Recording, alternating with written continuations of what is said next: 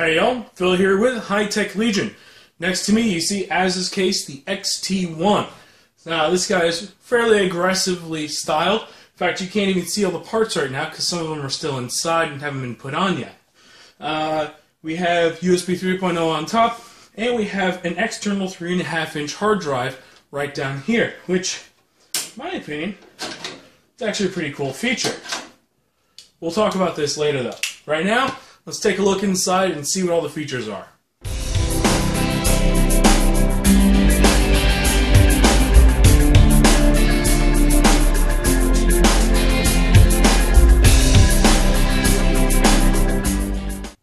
Here we have the front of the AZZA XT1. The AZZA logo stands out nice in 3D. 4 5.25-inch drive bays. The tabs here, just pinch a tab and pull it out. These are mesh with a filter inside for airflow. Put that back. Down here we have a large area again for airflow with a 140mm fan behind it. The areas around it though do not have any filtering, and there's no real filter underneath here. It's just a metal mesh, so this isn't going to do all that much to prevent dust from getting inside the system. Let's go over to the left side of the case. We have a bulge sticking out. We have a window so you can see inside for the parts, and another LED, red LED fan. This guy is 140mm. The one on the front is also a 140mm red LED fan. The back side here, we have 2 grommets and another 2 grommets for water cooling. We have a not LED fan here, and it's 120mm, not LED. And we have a fan speed controller with 3 positions. I/O shield cutout, 8 expansion slots, and an ATX power supply slot. On the back side, we have a bulge in the case to allow cable management. There's no ventilation or windows or anything on this side, typical for this side of the computer. Take a look at the top. You can see underneath we have a 230mm fan. I believe it can be reversed in order to blow in or out. These red dots are screws underneath which help hold this in place. Power supply has an LED behind it so it glows around the button. Not a power supply, the power button. Reset switch, hard drive activity, USB 3.0, microphone, headphone, and dual USB 2.0. On the bottom of the case, we have 2 removable dust filters, one for the power supply, and one for another internally mounted 120 or 140mm fan. Here we go. Case feet are also relatively tall, so that you should get airflow even on carpet. Alright, now, in order to get the front panel off, we have to remove the top panel.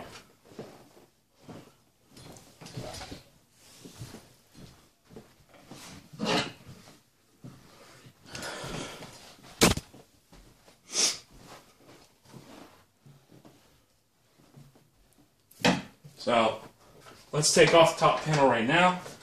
See, one of the red things that covers the screw points already fell out.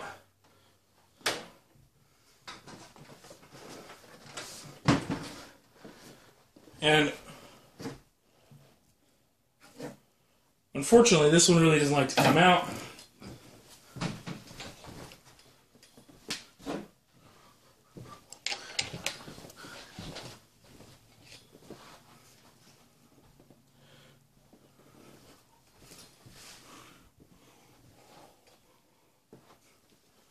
Now, in order to get this one out, you have to take a screwdriver and kind of pry it out.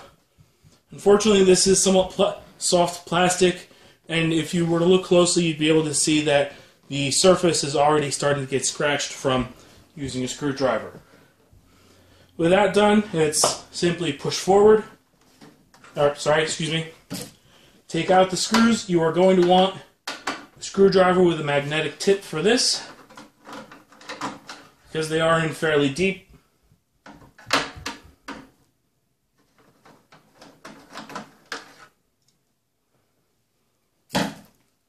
and just push it forward, and it pops off. It's kind of stuck in place because of the top I/O panel connectors. If you look here, you can see that this fan can be turned over in order to reverse the direction of the flow. We have the wires here for the fan speed controller. So I think this fan speed controller is just for the top one. You can also take this off, and there are some mount points for other fan sizes. I'll take this off later to see if we have support for water cooling underneath. Right, so that's off. Now in order to take the front panel off, you simply lift from the bottom of the case. And now it's off. I'm going to put this guy back in place so it isn't dangling. Okay. Now I can show you the front side of the case. So there we go, the optical drive area and your fan. For the external 3.5-inch drive bay, you just push this little tab here outward, let this lever stick out, and then pull. In order to put a drive in, just the reverse process. Stick the drive in there, slide it in like this, and then it only go part way, then close the latch, and you're good to go. That'll seat it in place with SATA connectors and power connectors internally. Now then, let's open up the inside of the case.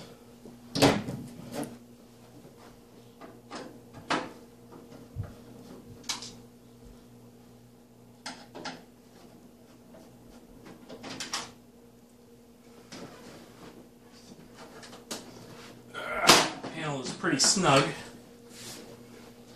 The connector for the side panel fan is a 4-pin Molex. And here we have the other guys.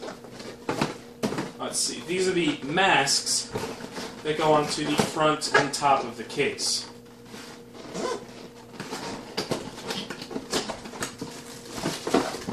Take a look at one of these. I'll show you later how this guy kind of just snaps in place. Inside we have 6 hard drive bays. Down here is the hard drive for the external. We have our, behind it we have a Molex power connector and a single SATA connector. There's also other power here, which seems to be for the fan. So when you plug power in here, you're also plugging the power in for the front fan. Here we have our front I/O panels, and the power LED gets a Molex connector rather than a jumper style connector for the motherboard. Well, again, Molex for the rear fan, and actually that is for the top fan, and Molex for the rear fan. If we take off the back panel, that one's really snug.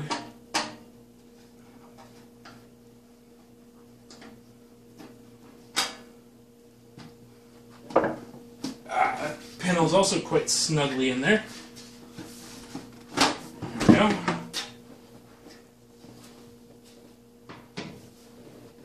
So here we can see we have a large area for aftermarket heat coolers, for brackets for aftermarket heat coolers behind the motherboard. Some of our offsets are already installed. We have multiple points for cables to pass through, including down here, and a few zip tie points all around the inside as well. One up here as well. A pass-through for motherboard power and other wires from the top. Another one up here. Alright. 4 toolless connections for your optical drives.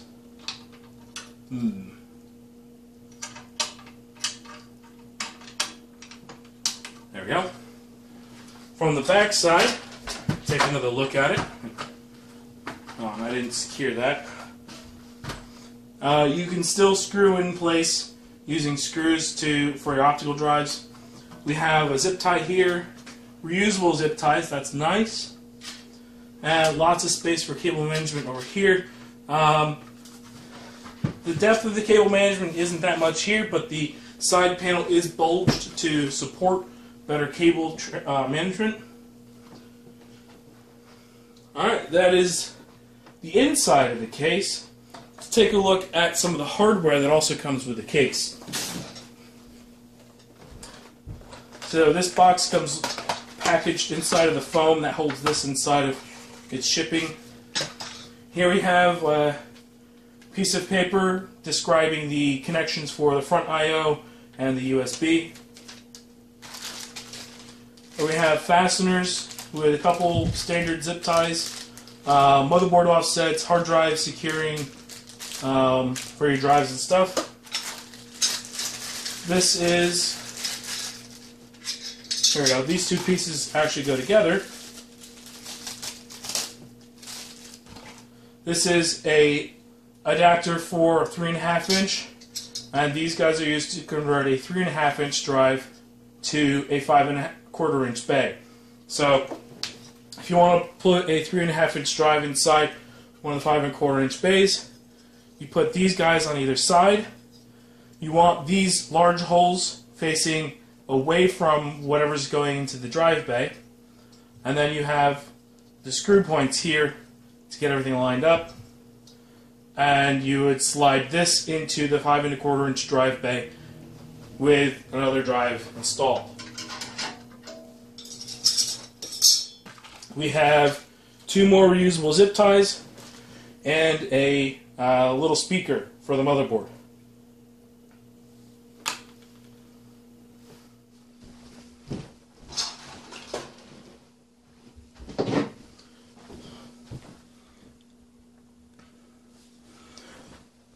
Taking a look at the top fan from the inside of the case, you can see 1, 2, 3, 4 screws that hold it in. Very carefully remove them.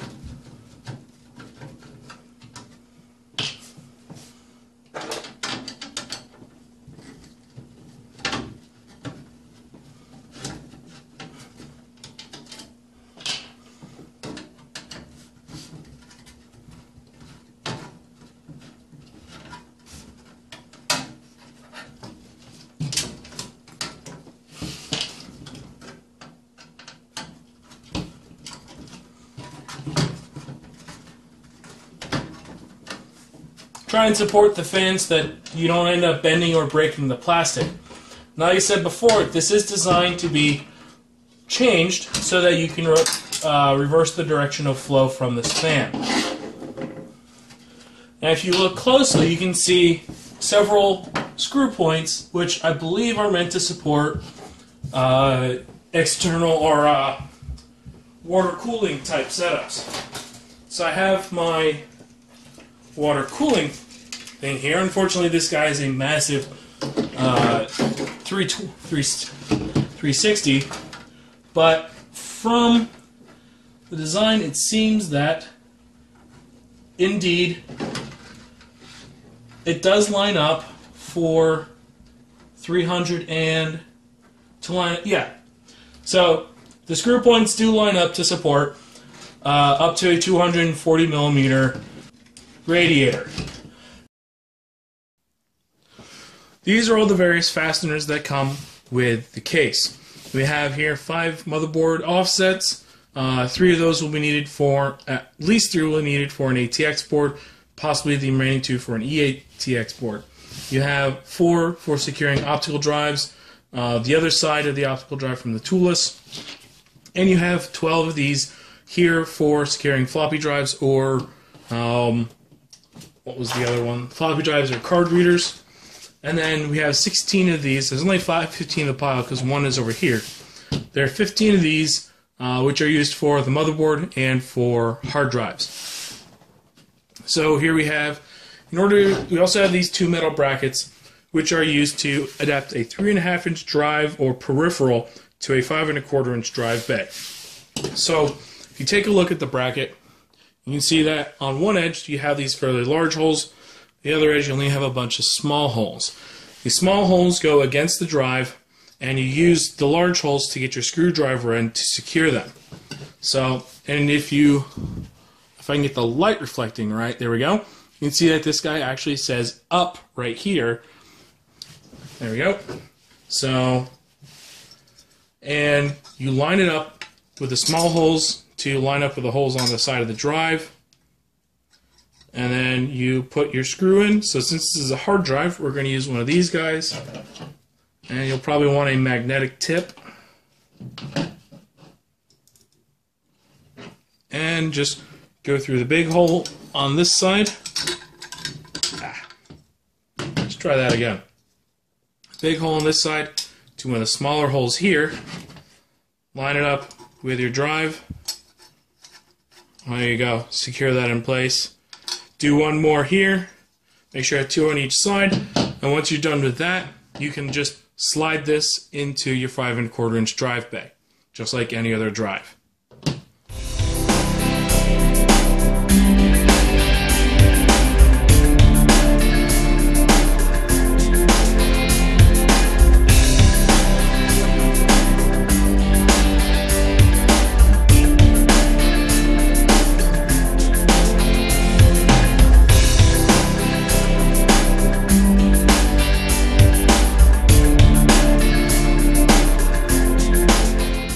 AZZA's XT1 mid-tower case really is kind of a mixed bag of good and bad. I'll go over the bad first. Number 1 on the list of the bad things is way too much plastic. These things on the front, I mean, really, you know what? Look, if you just push, I'm not even pushing that hard. They don't like to stay in place that well on the rails that they're on. I say just take them off, especially since with this one, it's covering up 3 of your drive bays. Just get rid of them. They're pointless. They do nothing. Unless you like a lot of superfluous, extraneous stuff, there's really no point to them. Second, there's a lot of airflow, but there's minimal filtering. If you can't really see it that well, but it's a metal mesh here, but there's no filter. There's no real filter underneath. Lots of dust is still going to get inside. Same thing on the side panel, the rear panel, the top. The only things that do really have filtering are, for some reason, the 5 1/4 inch drive covers. Those are the only real filters on the case, except for, here we go, here we go, the ones on the fans. The 2 for the bottom of the case.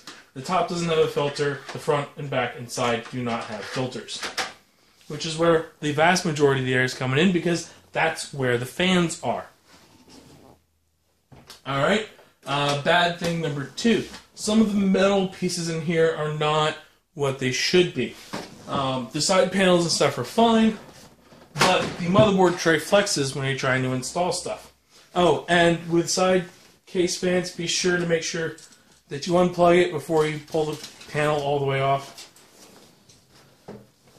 So let's see, the motherboard flexes a little bit. And then we have, let's go to this back panel. If I can show you here real quick. Notice there, you might be able to see that there's paint missing. And the reason for that is because the screw hole here and the hole that on the back of the case don't line up quite right. The thumb screws do not like to go in straight there for some reason. It just was misaligned. I don't know if I got bad luck of the draw, or if they're all going to be like that, but maybe something to watch out for. And what else is bad? Oh, yes. Again, more plastic on the top. Get rid of these things. These red plastic things here serve no purpose except to cover up the screw holes, except to cover up the screws which hold this top plastic in place. And the only way to get these out, and this one came out pretty easily, but this one kind of fights a little bit, and the only way to get it out is to stick a screwdriver in there and pry it out, thus marring the plastic. Why? Just do a better job with disguising the camouflage up here, and there's no reason to have these red things at all. And the other thing is, and I'm actually looking at this now, you're not going to be able to see it in the video, but the plastic is actually already has some dents and discolorations in it that were not there when I unpackaged it. These have come from the assembly process, moving the case around on a table in order to assemble it. You can already see some dings and discolorations in the plastic. So clearly it's not the highest quality plastic on the market. So that's enough of the bad stuff. Now let's go on to some good stuff. Good stuff number one, 230mm fan on top. This thing moves a massive amount of air, and it is dead quiet when it's on a low setting. You have your fan speed controller back here. Let's see if I can highlight it for you. Fan speed controller here, which does a nice job. You set it on high and you can kind of hear it, but it's not really enough to disturb you. And when you set it on high, the amount of airflow is awesome. And as you see from the benchmarks, it does a great job of keeping the system cool. We have lots of ventilation. Great that we have the ventilation. Not so good that, like I said before, that we don't have the filters. On the back, we have tube points, or water cooling tube pass-throughs with grommets. And let's see, on the motherboard tray, I think I've covered most of this stuff already in the opening of the video, the unboxing. You know, we have our cutouts for cable pass-throughs, fan on the bottom for filter. You can do water cooling inside of this case, but you're going to be kind of limited. On the top side, you won't be able to make use of this section where the 230mm fan sits in without cutting holes in plastic or the metal underneath. You can mount a radiator to the bottom side, but then you have you might have conflict with the innards of the thing. So the only places that are readily available for water cooling are here on the bottom and replacing this fan on the back with another radiator. Those are the only two readily available mounting points for water cooling. We have 7 hard drive bays, that's great. And we have easy install or quick install toolless for 5 1/4 inch bays. Lots of expansion slots, all that's great. And probably my favorite feature is this guy on the front. A hot swappable hard drive bay. Now obviously hot swap depends on if your motherboard supports a hot swap mode for your SATA ports.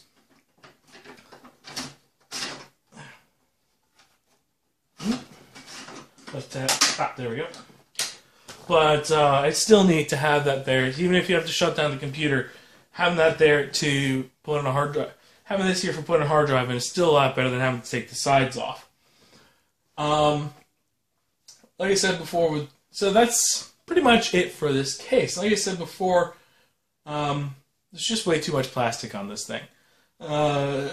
Maybe it'll appeal to people who like very aggressive, in my opinion, overly gaudy cases. But I don't know of many adults who would want a case that looks like this. And maybe it'd be a great choice though for a young boy, like a 12-year-old boy might love a case that looks like this. But in my opinion, it looks a lot better with these masks off than with them on. So just take them off, and I think you got a great case. There's a couple structural issues, but they're not, what's the word? They're not so bad that you have to worry about components getting damaged. I forgot about the last one. There is, and you probably can't see it from there. Let's see if I can make it a little more apparent. Oops. There is, let's disconnect power and stuff here real quick. Take out my hard drive. There's this little cross piece here between the hard drive cages, which I assume is there to reinforce the strength of the hard drive cages. cool idea to reinforce them, poorly implemented. Because on the bottom of the solid state drive, we have these screws. Now, part of this could be averted if they had simply used good screws that would have mounted flush to the plastic of the hard drive tray. But it's still a problem coming from the bottom if you have an extra thick drive. In fact, my 3 terabyte Western Digital Reds here barely squeak under, and I don't think a 4 terabyte. In fact, they almost collide with this bar, and I chose to not locate them at that either the top, above, or below the bar because I didn't want that close to something that might be a vibration problem. But other than that, I mean, there's no. It does have some bad points to it, but the appearance is purely subjective, so you can't really go my opinion on that. You got to make your own opinion about the appearance. However, the motherboard motherboard tray could have been a little bit thicker on the metal. Maybe use a little bit thicker metal on the hard drive tray so that reinforcements aren't necessary with this cross piece. Really, there's nothing actually totally wrong with this case. I mean, it still works. It's not going to fall to pieces on you. It'll hold your parts just fine. But I think there's a little lack in quality control. It's not the best quality control I've ever seen in a case. So guys, once again, I am Phil with High Tech Legion. This has been our review of AZZA's XT1 mid-tower case. It's a bit gaudy in my opinion, but somebody's going to like it. I mean, heck, they liked it enough to make it, didn't they? So, again, this is our review. Please be sure to subscribe to us on YouTube. Also, check us out on Facebook and Twitter. And be sure to stop by our forums at www.hightechlegion.com. We're always open. Thanks for watching. Have a great day.